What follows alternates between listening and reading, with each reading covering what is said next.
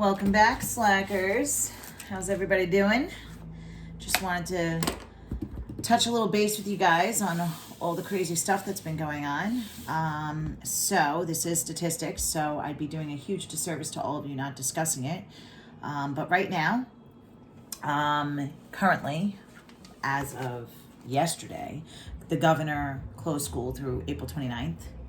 I know some of you are dying right now. Surprisingly, I think even to yourselves, you really wish you could come back to school, and I don't think you ever imagined you'd be saying that. Okay, so if anybody's been watching the news, specifically Governor Cuomo's briefings, he has a younger gentleman that sits all the way to the left of him on the end. He's younger looking. He has facial hair, beard, mustache. I think a mustache, definitely a beard. But he's a statistician. And I talk to you guys all the time, as much as I can in class, about real applications, real world things with statistics. So I can't change who I am. I am Sicaro. I'm going to keep trying to keep it real with you guys. But basically, we're living through statistics right now. This whole pandemic is about as applicable as it gets with statistics. So I can't not discuss this with you. It'd just be a shame that you're taking the class for me to ignore the inevitable here. But right now, currently what's going on, we think we are experiencing the apex of this coronavirus. Basically, what is the apex? So the virus, when you watch how it's unfolded in other countries, because it's a novel virus, it's new, it has, went through China, it's going through Italy and Europe. It does kind of like a parabola, an upside down parabola, where it would be like a negative x squared, so it frowns. A parabola would look like this, upside down. Okay, so basically what it does is the amount of cases increase, and there's a very sharp incline, meaning a lot of people get it really fast. It spreads very quickly because it is very contagious. And then the top part, the part where it's the worst. So right now we're experiencing the worst, they think. I'm going to talk about the they think part in a second. Is called the apex, APEX. What does that mean? That means we are hitting our worst part. We are at the most amount of cases, the worst spread. As a result of that, over the next week or two, we'll see the most amount of deaths. And then the apex does one of two things. It either plateaus, it starts to flatten out for a little while and then drop down and decrease the amount of cases, or it goes up and it goes down right away and you have a decrease. Unfortunately, they think the apex we're starting to see is a plateau kind, where the number of cases increased, and then all of a sudden we hit the apex, which they think we are on about approximately day 3, almost day 4 of the apex. And it looks like our numbers are starting to flatten off like a flat plane, like a flat ground, like a field. And that means that the numbers are remaining consistent. Not exactly consistent, but pretty much around the same day by day. That'll happen for about a week or so. And then hopefully, as long as everybody still follows the rules, it'll decrease and start to go down. Now, why do I say they think? Well, as a statistician, I've spoke to you numerous times about the magic number 10. Statistics, they like to live by 10 days, 10 months, 10 years, numbers of 10. They like to see data. They like data to speak for itself. So in other words, they're very uncomfortable with predicting things day by day, looking at the number of deaths, number of cases today, and then talking about what that means for tomorrow. That's making a major prediction. In statistics, they have something called confidence intervals, something that we will not discuss in this class. I do discuss that in college statistics. There are 3 major types of confidence intervals, 95%, 97%, and 99%. In order to publish findings, so after they run statistics and they analyze the data and they get all the numbers and all the results, they like to be able to say, with 97% confidence, we blah, blah, blah, blah. And then they say what they found. There's a relationship, there's not a relationship. It's direct, as one increases, the other increases, so on and so forth. They only usually put that information out publicly if they can say it's 97 or 99% confident. So, with that being said, right now, we are going against everything in statistics that we usually practice and we believe in mathematically. Because normally, you would wait at least a month, but usually longer, to make those kinds of conclusions, draw those kinds of conclusions and say those kinds of things. And they're actually living on the edge here mathematically and saying, well, based on yesterday, this is where we think we are. And based on the last 3 days, we think we're in an apex. So the big thing is that they think. So important for you guys all to understand. First of all, I always tell you constantly in the classroom, and I'm still saying it to you even though you're stuck listening to me on a video, knowledge is power. Be educated. Know what you're talking about. Know when your parents are around, your family, your friends, when people are discussing these things. If people say, what's the apex? I don't really get it. I don't really know what that means. They keep saying, tell them what it means. You know, be the smart person that you are. Explain to them, I take a statistics class. My teacher talks to us about it. This is what it means. The most important thing right now is for everybody to follow the rules and be safe. You know, I know it sucks not being able to go out, see your friends, your boyfriends, your girlfriends, family, whatever, especially now the holidays are coming up. We got Easter Sunday and Passover and, you know, big holidays for Catholics and Jewish people and, you know, big things we celebrate. So it's a bummer. It really, really is. But you know what? If we don't adhere to this containment idea, this idea of everybody staying away from each other to try to stop the spread, we're going to have what's called a resurgence in statistics, and it's going to get worse. So it's really, really important for everybody to stay safe and try to bunker down and just continue with what we're doing. And hopefully, my dear darlings, hopefully, especially for my seniors out there, I know there's a few of you in my class, in this class, we can get back to school and you can enjoy what's left of your senior year, okay? So with that being said, that's the Sicaroism of the day. I think I've wasted enough of your time going nah, nah, nah, nah, nah. But again, this is statistics. So what kind of statistics teacher would I be if I didn't talk to you guys about what this all means?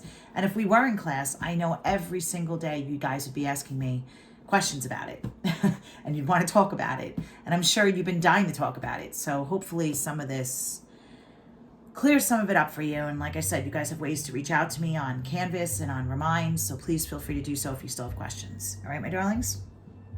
All right, so back to the boring binomial distribution. Hopefully this is a little bit better than the stuff we were doing though. So this is what we got here. I left off with homework problems. And basically, on the last video assignment, video lesson 5, I gave you a handout. Looks similar to this. We did, I think, the first 4 examples. We did a do now, and then I assigned you homework. And the homework came from a textbook handout, which was page 277. I'm actually going to open up the textbook because I'm trying to conserve paper and ink. And I didn't print a copy, but I uploaded it on the assignments for video lesson 5. And I believe your homework was 4 A and C and 7 A and C. Okay, so your homework is also going to be out of this again for this video, which I'll talk about at the end. But here's the game plan. Let's do one to warm up together. Let's go over the homework that was due from video lesson 5, and then we're going to move on to this handout. Okay? Okay, so here we are. We have, so this is the new worksheet for video lesson 6. Okay, so let me put this up here. Notes for video lesson 6. Okay. And again, this is up on the assignments page, right along with the video, this video to watch. We're going to basically go through this whole thing. So I made, I think, 4 new examples, but I feel like this 4th one was a repeat from the last worksheet, so I apologize. We'll do it again just in case. And 5 and 6 is the new stuff that we're going to try. All right, my darlings? All right, so let's take a look at the do now. Suppose a penny is tossed 10 times. So I'm throwing a penny 10 times because I obviously have nothing else better to do with my life, and I'm going knocking futz on quarantine here. What is the probability of getting heads exactly 7 times? So they want to know 7 times out of how many total? That's right, 10. And they're talking about throwing a penny. So when I throw a penny, it could be heads or what? Heads or tails. Very good. So they want to know the probability of getting what exactly? Heads. So remember, I kept doing this in the last video. Whatever, I do what I want. You keep what you want together. So what do I want? I want heads. So the probability of heads. So if I throw a penny, or I throw any coin for that matter, how many heads The chance of it landing on heads is out of how many total sides? That's right, it's 1 out of 2 or 0.5. I don't care which way you write it, okay? It's 1/2 or 0.5. One side is heads and the other side is tails. There's 2 total sides and 1 is heads. So then the probability of tails is also 1 out of 2 or 0.5, okay? So let's set it up. I want 7 out of 10. So first we start out with the C. So the bigger number always comes first. Who's bigger, 7 or 10? Right, there's 10 total, and I'm choosing that 7 of them are heads. Okay, so whatever, I do what I want. You got to keep what you want together. I want heads. So what's the probability of heads? 1/2. And how many out of the 10 am I hoping for heads? 7 of them. So you see how you keep what you want together. Now you have to take into consideration what you don't want. I don't want tails. What's the probability of tails? 1/2. And then if 7 out of the 10 is heads, then how many out of the 10 is tails? What's 10 minus 7? 3. Now, you guys aren't going to be able to do this because you don't have the graphing calculator at home. So all I want you to do is write it out. That's all you should be sending to me on the work, is just this part. Don't worry about the stupid decimal you get at the end, because I know you can't get it. I'm working on putting up a link for a free 90-day trial for the graphing calculator. If you have a device at home that can download the free calculator on your computer or on a tablet or whatever, I will put that out there if you can, if you want to try it and use it. If you can't, then I'm going to try and keep making the work so that you could do what you can without a calculator or with your cell phone calculator. All right, so we always go to 3 decimal places, so 0.117. All right, my dear darlings. So let's take a look at the homework that was due for today, in case you were confused, because I know that drives me nuts. When I look at a problem and I don't know how to do it, and then I feel like I'm stuck and I'm lost, and now you're teaching more, and I was lost before this, and blah, blah, blah. Okay, so number 4. In the textbook handout that was put up, page 277, this is for video lesson 5's assignment that we're still going to use. A burglar alarm system has 6 fail-safe components. So how many total? 6 total. The probability of each failing is 0.05. So the probability of failure is 0.05. And then I said, find these probabilities. We're going to do parts A and parts C. So for number 4, part A, the probability of failure, is 0.05, so 5 cents. So what's the probability of success then? What's $1 minus 5 cents? 95 cents. Very good.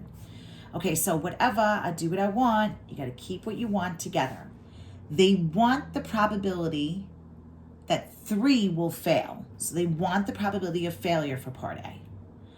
So 3 out of how many total? The bigger number always goes first. So what's the total? 3 out of, they said 6 total. There's 6 fail-safe components. They want to know how exactly 3 of them are going to fail. What's the probability of failure? 5 cents. And how many of the 6 are failures? 3 of them. Very good.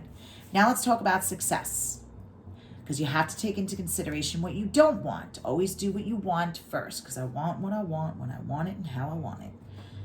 So that's 95.95. And if 3 out of the 6 is failures, then how many of the 6 is success? 3 of them. Okay? So remember, that's all I would want to see on the homework is that much. I'm going to put it in the calculator and tell you what it is. 6 math PRB number 3. Put the 3 in, and then it's 0.05 to the third, and 0.95 to the third. And you get go to the 10th, 100th, thousandths place, which is the 3rd decimal place, and it's 0.002. All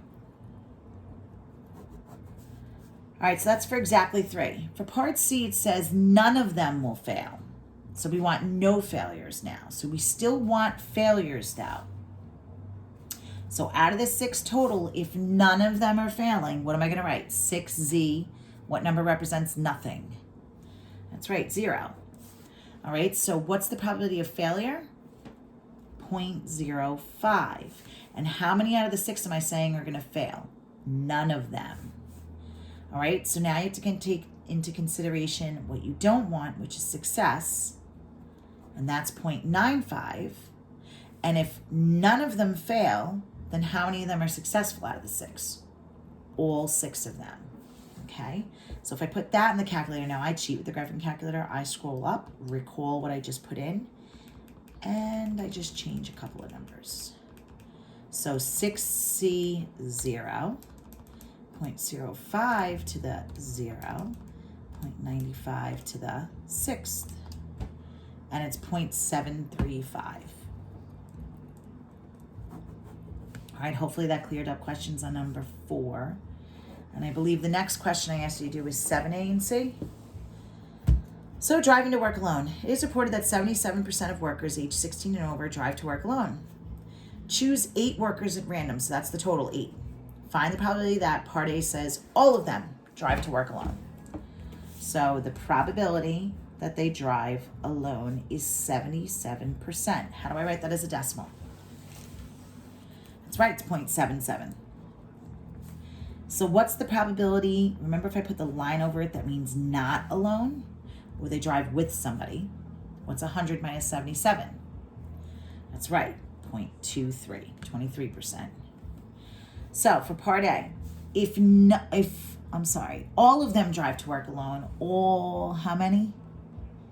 It says 8 of them. If all 8 of them drive to work alone, then it's 8C. How do you represent all 8 of them? It's 8C8. The probability of driving alone is 77%, so 0.77. And how many are driving alone? All of them, all 8 of them. Now consider what you don't want. You don't want to drive with somebody, no commuting. So that's 0.23. And if all 8 are driving alone, then how many out of the 8 are driving with somebody is 0. 8 minus 8 is 0. Okay, so let's put that in. 8C8. Then we're going to do 0.77 to the 8th and 0.23 to the 0. And that comes out. Now, if it's 0.1235, then that 5 means I round the 3 up. So it's 0.124. All right, part C. Sorry, I wrote B. I meant C. Part C is exactly 3 drive to work alone.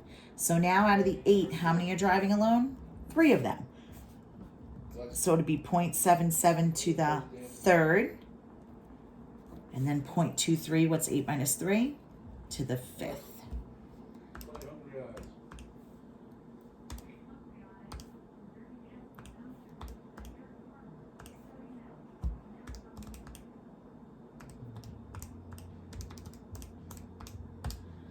And you should get, again, it's 0.0164, so it's 0.016.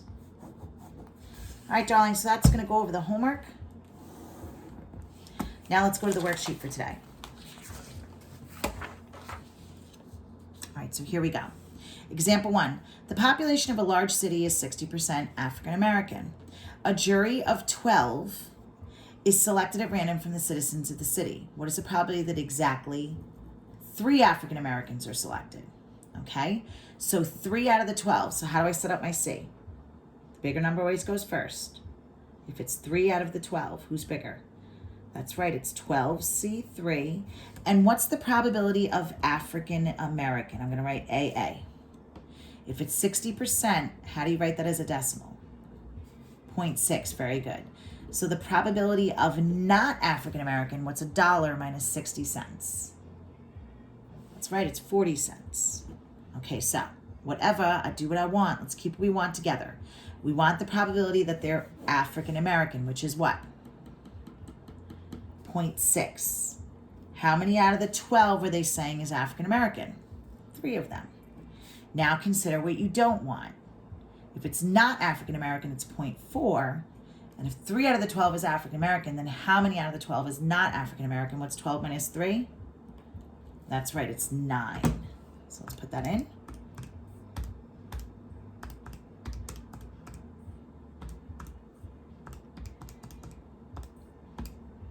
and you should get 0.012, and if we round that, it's 5 because it's 0.01245, so the 5 means I've rounded up.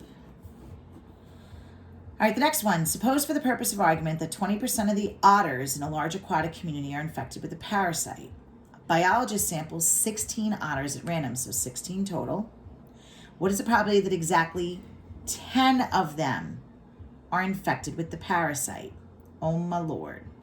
So 10 out of 16, how am I going to write that as a C? That's going to be 16C10. Very good. I'm sorry, I shouldn't have put an equal sign. And let's look at the probability here. We have a probability that they're infected is 20%. How do I write that as a decimal? 0.2. So what's the probability that they're not infected? What's $1 minus 20 cents? That's right, it's 80 cents. Okay? So they want to know that they're infected. So which one's infected, the 20% or the 80%? That's right, it's 20%. So 0.20, how many out of the 16 are they saying infected? 10 of them. And then non-infected is 0.80, and if 10 out of the 16 is infected, then how many of the 16 is not infected? What's 16 minus 10? 6 of them. Let's throw that number in.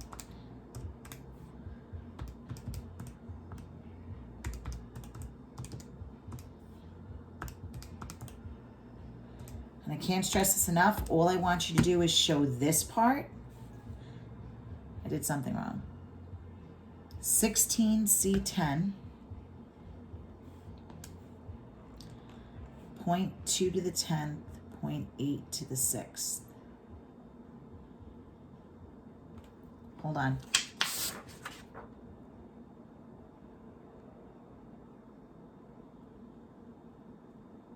No, I didn't do something wrong. I missed the answer. It's got one of those e to the negative fourths at the end. Let me tell you why I thought I did something wrong. I saw 2 point something. You should never get a whole number because probability is always out of, what's percent always out of? 100. So the number should always be a decimal. If this was the answer, like without the e negative 4, then it would be like 200 and something percent, which would make sense. So that's why right away I panicked. I was like, oh my God, I did something wrong. This is why you shouldn't do math at 11 o'clock at night, by the way. That e to the negative 4 is scientific notation. Whenever you guys get this, you always come up to me during a test or a quiz and you're like, what does this mean? And I tell you just to write it for now, not to worry. E negative 4. That means you're doing 2.1496 times 10 to the negative 4th, which means you're moving the decimal point 4 places to the left. So you're going 1, 2, 3, 4, and then you fill in those 3 spots with a 0. So your answer is 0.002. Okay? Don't worry so much. If you left it as e to the negative 4, I wouldn't mark you wrong. All right, in the month of February, at a ski resort, the probability of snow on any day is 1/4. What is the probability that snow will fall exactly 2 days of a week-long trip to that ski resort in February? So the probability of snow is 1/4. So what's the probability of no snow? What's 1 minus 1/4? That's right, my darlings, it's 3/4. They want to know 2 days of the week. How many total days are there in a week? That's right, it's 7. So 7 choose 2. And then they want to know snow, right? Probability that's snow. Yep. So the probability of snow is 1/4. How many out of the 7 days are they saying it's going to snow? 2 of them. And then what's the probability of no snow? 3/4. And how many if 2 out of the 7 is snow, then what's 7 minus 2? 5 out of the 7 is no snow.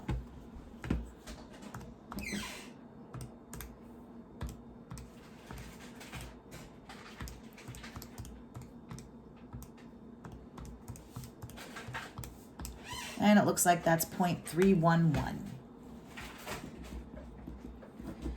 All right, example 4 is a repeat from the example 4 from yesterday's video lesson. So I'm going to skip that. This is a repeat.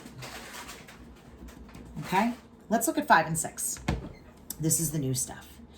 Okay, at least, at most, more than, fewer than, gets a little complicated and definitely annoying and tedious. So let's start with example 5 and what the difference is in this problem. It says, what is the probability of getting at least 8 heads when a coin is tossed 10 total times? So they want 8 out of 10. But that word at least is a game changer. So let's think about this for a second. If Miss Sicaro told you that I have at least $100 in my pocket. Now don't get excited because I'm wearing maternity pants and they don't even have pockets. Unfortunately, all maternity clothes mostly don't have pockets, which sucks. One of you should grow up, invent better maternity clothes for Sicaro's sake. No, I'm kidding. I'm not having any more kids. But anyway, at least. So if I have at least $100 in my pocket, okay, then what's the least amount I can have in my pocket?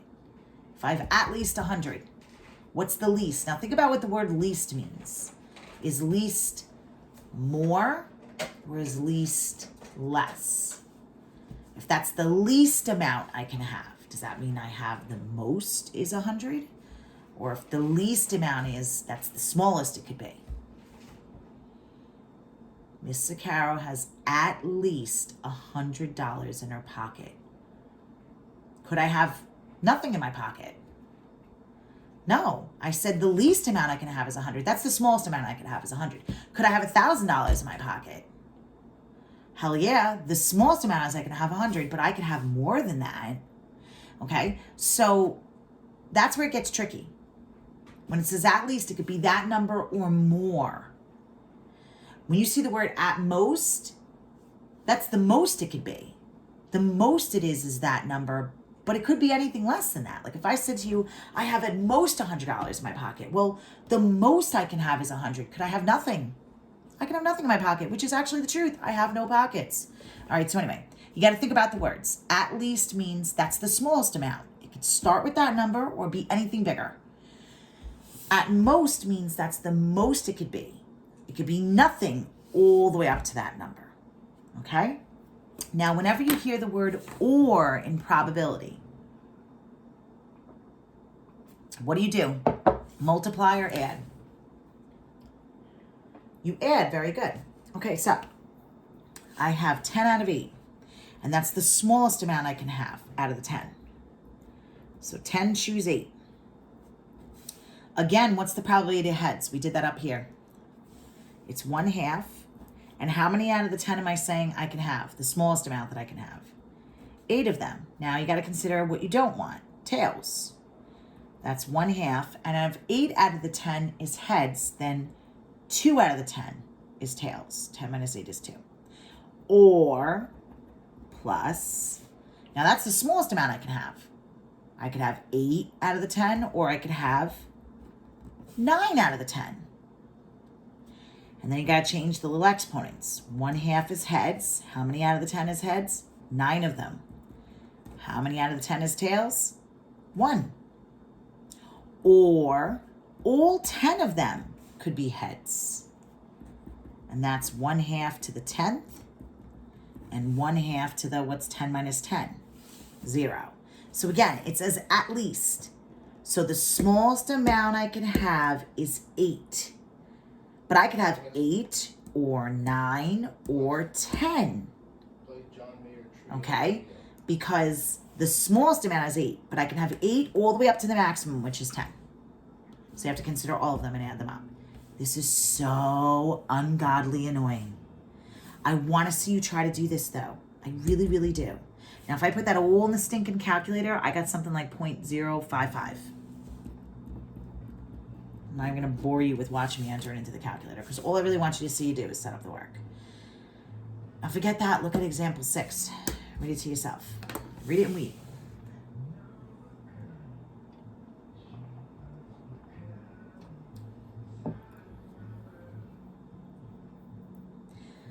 So find the probability that when 9 dice are cast, 9 total, 5 of them will show on, 5.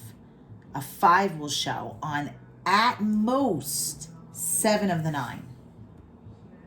So the most it could be is 7. That's the most out of the 9. It could be 7 or 6 or 5 or 4 or 3 or 2 or 1 or 0. Holy Christ. Isn't that annoying? you're actually gonna have to write that all out and add it up. Ugh. Feel bad for me because I'm doing it twice. Answer key and teaching you, okay? So, and what's the probability of getting a 5, by the way? Probability of rolling a 5 is 1 out of 6 on a die, right? Let's do it on the side here. Probability of hitting a 5 is 1 out of 6 because there's 6 sides on a die. So if 1 out of 6 is a 5, then what's the probability of it not being a 5? 5 out of 6 sides are not a 5, okay? All right, so we'll just keep that on the side here. All right, so let's start it. 7 of the 9 is the most it could be. So you ready? 9, choose 7. The probability of getting a 5 is 1/6. And how many out of the 9 is a 5? 7 of them. Probability of not a 5 is 5/6. What's 9 minus 7? 2. Or, now we're going to go smaller because it's at most. That's the most it could be. That's the biggest. So now we count down to 0. 9C6. 1/6 to the 6th. 5/6 to the, what's 9 minus 6? 3. Plus, keep going down, 9C5. 1/6 to the 5th. 5/6 to the 4th. Plus 9C4. 1/6 to the 4th. 5/6 to the 9 minus 4 is 5. Plus 9C3. 1/6 to the 3rd. 5/6 to the 6th. Sorry. Plus 9C2. How many people are annoyed right now? 1/6 squared. 5/6 to the 7th.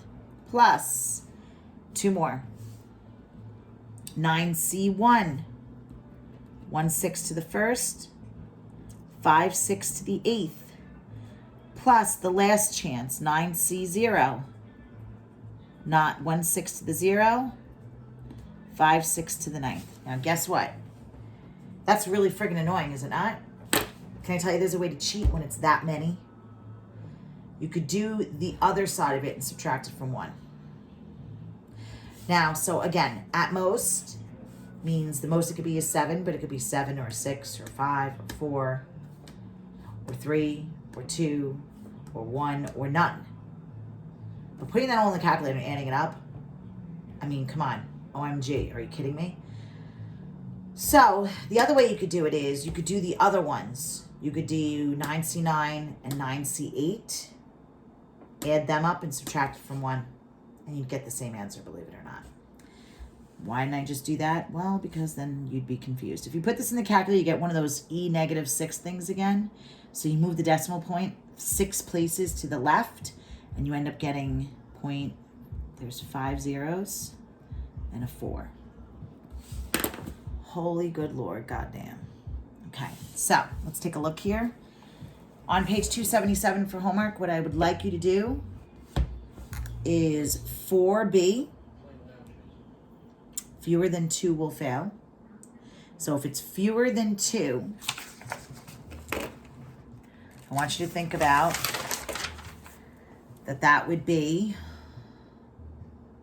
that you could have 1 or none, because it has to be smaller than 2, 1 or none. And then the other homework assignment is going to be 8, A, B, and C, all the parts. Okay, so no more than 2, at least 6, and all 10. And I want you to try that one. Okay, so let's write that down. Homework for video lesson 6 is the text, page 277.